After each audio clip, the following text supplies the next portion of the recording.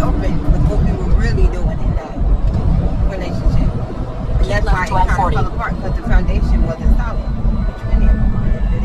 If it ain't for longevity, if it ain't for love, if it ain't to be that emotional support, if it ain't to develop a foundation, what is it? Why are you in that relationship? Because your intentions is just going to break it or make it.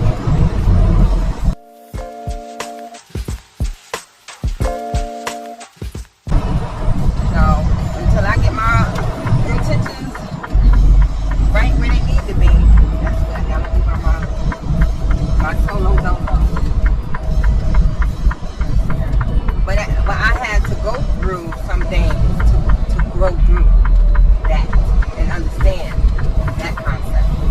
Because if not, I'm probably still in a dead end relationship, not knowing what's going